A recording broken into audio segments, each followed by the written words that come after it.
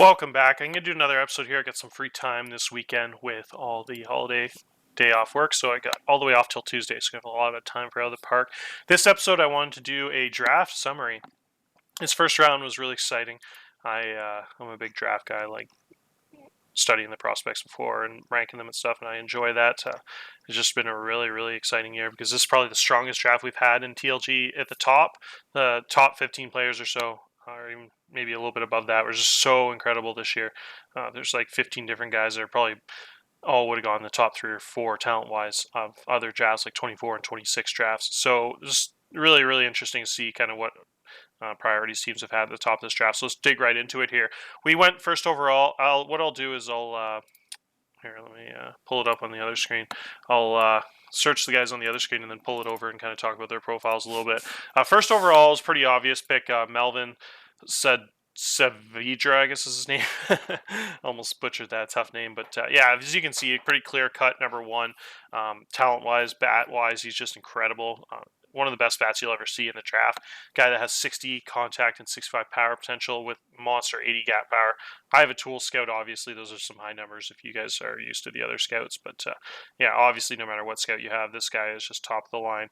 50i, super advanced currents at 40, 65, 45. This guy can play almost in double A right away. Probably toss him in high A or something. But yeah, it's been a huge player. This guy, in my opinion, is probably a second baseman. He can give you a 60 range, which is only about 7 or 8 guys in all of TLG at second base have 60 range. Most guys have 55 and 50, so he's a little weaker in error and turn double play, but he can still give you probably a plus second base just with how high that range is, which is pretty much one of the toughest positions to play right up in the middle of the field there. So if he gives you a plus second base, that kind of athleticism and base stealing with that elite of a bat, that's like a crazy 6 or 7 WAR second baseman, in my opinion. He can survive, obviously, in center field. Probably more of a right fielder with 60 range, 60 arm combo is really strong. So depending, he can probably play any of those 3 spots: center field, second base, or probably play right field there. So I will see where the Cubs do with him. I know they have a lot of really good young infielders already, so we might see him in the outfield. But wherever he plays, he's just going to be elite. Really love his bat. Speaking of bats, this is probably one of the highest potential bats you'll ever see. 75 contact, 70 power potential with 60 avoid K. So when you have that kind of potentials, that's like only like 2-3 guys in the league have reached those peaks with Cody Bellinger. You get Fernando Tatis or probably Mike Trout. Though those are the bats you're talking about when you're talking about a guy that, if he can get to within like 80 or 90% of these potentials he has, that's just a crazy, crazy profile. So defensively, he's not too strong. He's probably more of a DH, or like he could survive in left field.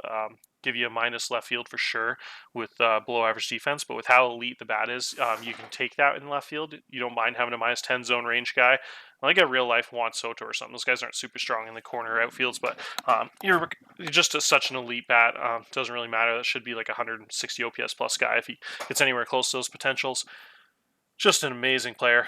So the bat like that is tough to pass on, even when they're not great defensively. Third overall here, we had the top pitcher in the draft get drafted to Milwaukee. This guy is monstrous. If you look, if anyone's wondering when it's green, like that's what your guy is when it goes. You click on that and it switches to the USA one. In case anyone's not good at the online stuff.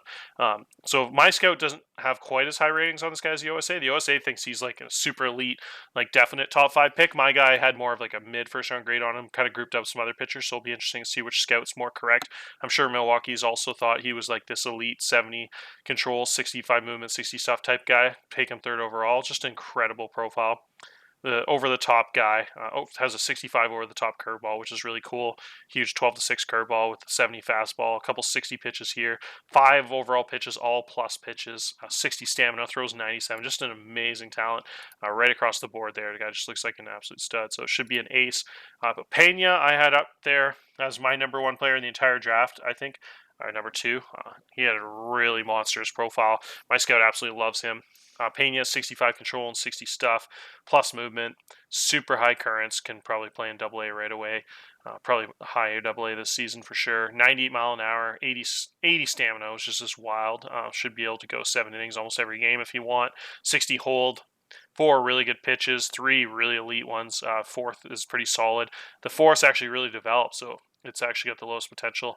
but it's a 45 current. So you just got an elite fastball. 60 current fastball plays right away, like major league level fastball right off the hop, and just has a really solid advanced changeup. And changeup's only 35, but that's a lot higher. A lot of guys have the like 20-65 or 25-65 in the draft. So 35 usually develop. Might not get right to the 65, but who knows? Might take a few years, but should be up there with as a plus pitch pretty soon. Pena is just an absolute beast. Incredible profile. Holliday is one of the most electric profiles you'll see in the draft. Holliday has a 75 cutter, which is one of the top 5 pitches in the draft. He has that really iffy changeup as the third pitch, so he's a really high ceiling. If he does get those 3 pitches turned into a starter, he could be super elite with how hard he throws, like a Lance McCullers type profile with 60, 60, 50 potentials. But he has a lot of relief pitcher potential because of how weak that third pitch is. So if he does turn into a reliever, though, he's going to be one of the best relievers in baseball with high movement, super incredible stuff, throws 99 miles an hour, monster strikeout rates, ground ball guy. So really interesting to see. That guy's a little riskier than those other 2 guys' arms I've went for him. 3, 4, 5 are all pitchers, and 6 is a pitcher too. But he also, his ceiling's right up there with how elite that first pitch is and how electric that stuff is with how hard he throws. Should be a monster strikeout guy. So it's just going to be really interesting. We'll keep an eye on that changeup, that circle change, see if he develops it. But cutter, circle change, and changeup, such a weird profile. Absolutely love it. So huge ceiling if he can reach that third pitch. Zach Holliday. Sorry, I just clicked on the same guy again. Cimmino actually isn't a pitcher. I said he was a pitcher, but he's actually a position player, in case you're wondering. It's listed as a pitcher, but then he lost a lot of his ratings, only 25 control. So if you look at his profile, he's actually a monster high school hitter. Listed, probably plays some first base DH, has a 70 contact tool and 60 power. So a high school hitter that has 35 contact is crazy. That's just so advanced. That means they can just play in like A-ball right away, like 18 years old. Just incredible. They'll probably play rookie with how weak the eye and power are. He's just so young, ceiling so high on his bat, though. When you have a guy that has 70 contact, 75 void K potential, 60 power potential, just not many guys in baseball that have that kind of elite. That's like a McAfee, Quincy McAfee type bat. Just super high ratings across the board. So that guy is probably the rawest player of anyone that went in the top 15 or 20 picks. But Oakland will have to show a lot of patience with him. That's a guy that will take years and years. Probably won't be pro ready for minimum 4 years. But the guy's ceiling is super high with 70. There's just not too many guys in baseball that have 70 contact, 60 power potential. And it's just crazy how advanced his contact is already. He just hit the ball. Like he'll just rake and rookie with contact. It'll take a while for his power to catch up there to his contact. Guy right after him is a very similar profile, just a lot older. And more developed. Another guy that's like a first baseman, 23 years old, but the guy has 50 contact already. So essentially, he's like pretty close to pro ready. Guy has a crazy hit tool. 50-70 is just nuts. Major gap power. The sweet thing about him is he's a first baseman, but he's got a ton of athleticism. This is as close as you'll see to like a Paul Goldschmidt profile. Guy that can actually steal you like 15 bases if you wanted, probably. He's like a 55 speed, 65 stealing. But crazy hit tool, crazy gap power, really solid. The power will play up with how high that avoid K in contact is, that 45, 55 power. Probably play up, and he could probably hit like 28, 30 home runs a year if he gets to that 65, 70 contact. So that's like just an incredible bat. Like a Freddie Freeman type ratings. If you look at Freddie Freeman, he's like in his prime there. He's like 70 contact, like 55 power, and hits about 30, 35 home runs a year also. So just a really nasty bat out of DeRosa there. Next up, you have Farrington, who is pretty much my favorite player in the draft. This guy's a two-way player. He's like really got a lot of Ohtani in him. That slider is one of the best pitches in the draft, top 5 pitch in the draft. Elite slider, 4-pitch combo. Well, more of a 3-pitch combo, but with 4th is really questionable. But really good velo, 80 stamina, 60 hold, and has 50, 55, 50 potential. So he's got the potential to be like a nice number 3, 4 starter. Pretty electric slider there, and really nice stuff across the board. So as a pitcher, he's pretty much like a late first rounder, maybe second round pick. But then as a batter, he's like a top 5 player in the draft. Guy's got a right field profile with 60 outfield range, 80 arm. Got 60 speed, 65 running, 70 base running. So elite athlete out in right field, probably gold glove profile with that 80 arm and 60 range. Gold glove type right fielder, like a Bryce Harper athlete, early career Bryce Harper athlete there that can steal bases and have a weapon arm out there and good range, athletic. Plays really solid infield too. He's already a 50 first baseman, just plays everywhere. Can really do everything. Pitch, play outfield. Like I said, Ohtani Jr. here. Absolutely love this guy. And then he's got the plus bat right across the board. He's got 60 contact, 65 gap, 65 K. Void K there, and then he's got 50 power and eye. So guy that essentially with his potential should be like a 7-WAR right fielder and a two-way player that can probably give you 1 or 2 WAR as a starting pitcher. So he could be one of the more valuable players in baseball if he lives up to that ceiling. Should be able to hit like 285 with like 15, 20 home runs in right field as a full-time player. Pretty average, like 6 to 7% walk rate, and then not strike out a ton. So when you have that high of a void K, it makes the power play up a bit too. So this is a guy with super advanced currents too. On top of that entire profile I just gave, the guy has 40 currents pretty much across the board here, 35, 35, 40. So guy that can go and produce right away in the mid minors, and should be able to, even if his bat doesn't develop, he could be a pitcher. If his pitching doesn't develop, he can be a batter. So really obsessed with this guy. I think he's one of the coolest prospects I've ever seen. I'm just really interested to see what kind of two-way profile he can have. So being in my division, it's going to be, I'll see a lot of him. Absolute monstrous pick by Miami, in my opinion.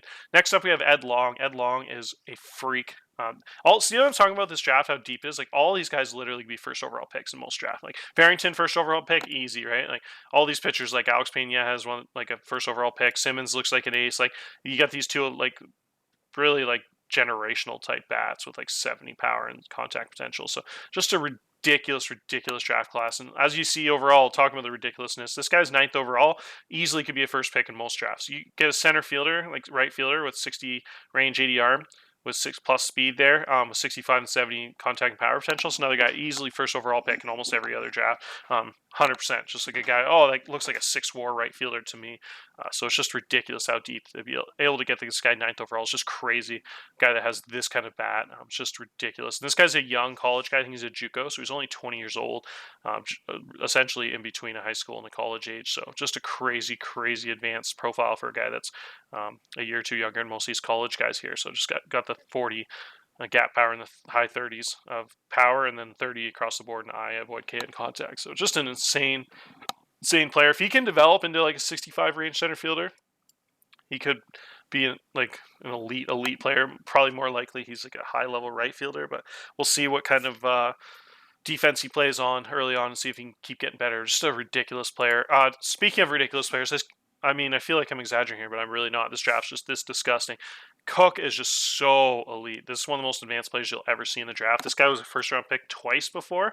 Out of high school, he had a high signing bonus, went unsigned, went back to college after 3 years to get drafted in the first round by Milwaukee last year. And then the GM quit right around the draft, so then didn't get a chance to sign him. And then our new GM joined right when it was too late to sign him, I think. So I'm pretty sure that was what happened. So he probably would have got signed last year, the Brewers. But because of that, the Brewers got another pick this year and pick another pitcher. So Cook ended up coming back again, and the Yankees select him 10th overall. So this guy is pretty much pro ready with 45 current stuff and then 55 and 60 control. Those are currents. So he's almost fully developed with a crazy 5-pitch arsenal. The only thing he's lacking is a little bit of hold, so he'd probably let up about 20 or 30 stolen base a year. So the stolen base will kill him, especially with Boston in that division, having like Corbin Carroll swipe like 50 bags a year, and Robles too. So that will be the only thing he's kind of weak on. But everything else about his profile screams MLB, steady, reliable, solid. So just amazing talent. To be able to get a guy that developed 10th overall, probably like an 80% chance he's like a 2-WAR major leaguer or better, is just crazy, because that's a guy that could easily go first overall too. With like being that developed, that'd be like one of the most incredible. It's like a Jack Leiter type talent who went like 2nd or 3rd overall in this real life draft. So maybe even more developed than Leiter, just based on how developed that control is. So just a crazy advanced pitcher. Really exciting for New York there to pair up with their first round pick, that first baseman Bill Peters. So a couple really young, talented guys that are just like pro ready right away. It's really cool. Next up, we have Brad Peterson. Brad Peterson's a right fielder, monster arm, 75 outfield range. 75 outfield arm, 55 range. Really plus runner, one of the better runners in the draft. 70 stealing, 70 speed. Crazy base running. So just a really solid player right across the board. One of the most advanced bats in the draft with 40 contact, 35 power, 40 avoid. So another guy that can play high A right away. Probably be pro ready in a year or two. As soon as he gets to like 45, 50 contact and like 45 power, he should be pro ready with how solid that defense is. Should be a weapon out there in right field. Big outfield, that 75 arm in Detroit will really help. So I really like that pick there. Next up, we have the Padres picking Addington. Addington has one of the best high school bats you'll ever see. He's right up there with Cimmino here. Both high school guys both had 35 current contact and 70 potential contact. So there's very, very few high school players that even have 30 contact, let alone 35. Almost every high school bat you'll see has 20 or 25 current contact. If they have 35, that means like they're in the top 10 current hitters in the draft, and they're like 3 years younger than 90% of the draft. So just shows how incredibly advanced Addington's bat is. The power is 25-60. So pretty much the big question mark with him is if he develops that power. If he doesn't, if he can get up to like 60 range, he's probably like a top-notch second baseman. If he falls to 50 range, gains 20 pounds, goes down to 50 range, he's probably more of a first baseman. Still has a good enough bat to survive at first base, but it really interesting to see if he can get some more range. He isn't a great runner, so he'll be kind of a first base, second base tweener. Kind of has a similar profile to DJ LeMahieu, guy that could be a really plus contact guy with really good bat at second base. First base profile. He's also 6'4", so really similar profile to him. Love his or like kind of like my guy late career, like Seager, where I can just play him at second base, first base, kind of rotate him there and be a really plus defensive first baseman or average second baseman. So really cool, really advanced hitter. So see how he develops. Those young guys have a lot of room to grow, so he could change mightily in the next few years. Erik Shelton was a really advanced 23-year-old corner outfielder, 60 range. Could probably survive in center field, probably more of a right fielder. Probably really top 5 base runner in the draft, 80 stealing, 75 running, 65 speed, really advanced bat, 50 contact current, 50 avoid K current. So this guy's as close to major league ready as it gets. He'd probably almost be a fourth outfielder by like September with that contact and running and solid defense. It's a crazy advanced profile. Love how developed he is for Cincinnati. So Cincinnati's just got a crazy collection of outfielders already. So it's just add another one there. They're laughing there with how much talent they got in the outfield. It's pretty cool to see. Jeremy Weeden at 14 is a snag. Jeremy Weeden's bat isn't quite what those top guys we've talked about have been. These bats have just been nuts. Every single bat that's gone has pretty much had 70 contact potential. So it's been insane. So this is the first guy where you get a really elite defender. This guy's as good a defensive shortstop as a high school player we've had in the draft since Jared Leto. That's how elite he's been. That was 2021. This is the 2027 draft. So that's about 5 years. He's probably been the best defensive shortstop. That's how top-notch he is.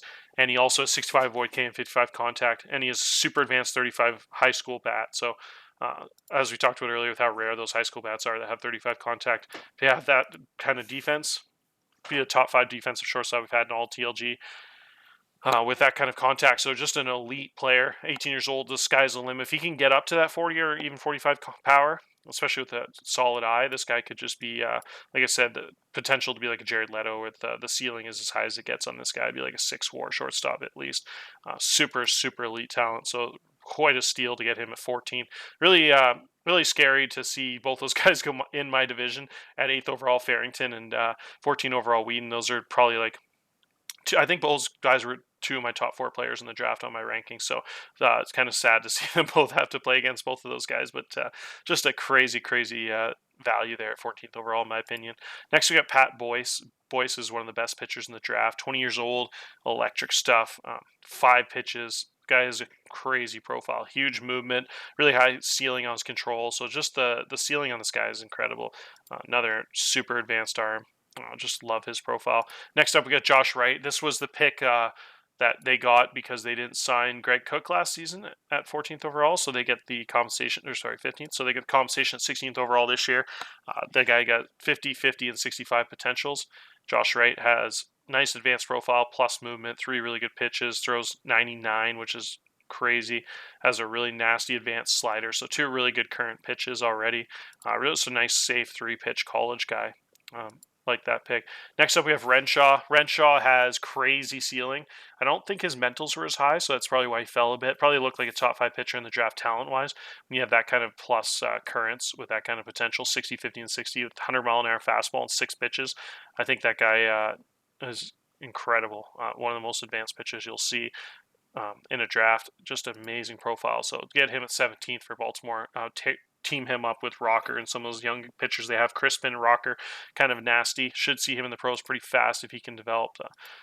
Next up, we have Jon Tweedy. Tweedy is going to the huge center field in New Orleans.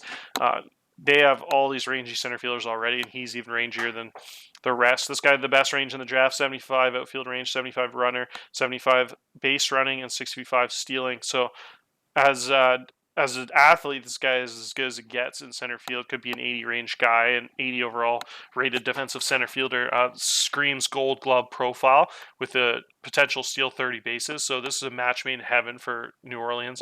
Should be a guy that Drew just kills with there with that kind of weapons. Exactly what he's trying to build his team around. Absolutely love his profile. And the crazy thing is his bat is so good. For that kind of defensive profile, you'd be happy with a 40 bat. Say screw it, like a Drew Jones type thing when he has in the game. But to have this good of a bat with that, the ceiling is just nuts. Another guy, like this guy's 19th overall, and we just talked about profile. It could be like a surefire Gold Glover with a 50 bat across the board with 55 power and 60 void case. That's like another guy. It's like that's easy 5 WAR in center field if he even gets to 85, 90% of those potentials. If he could just be like a 45, 50 hit tool guy with 55 gap power and 55 power, like that's like 5 WAR, easy.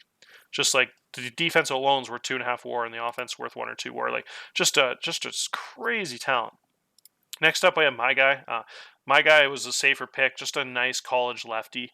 Really liked the lefty with 5 pitches, probably 4. The change was really questionable, but the super high 75 hold, over the top curveball, 45 currents, and 4 of those pitches. Sorry. So he's one of my favorite pitchers in the draft, just because he's so advanced and so safe. It's just such a good chance to turn out to be a nice average lefty. The ceiling isn't quite as high as those guys that went above him with those 60 potentials, but I just really loved his profile with the high work ethic and the 5 pitches, over the top profile. Throws 97.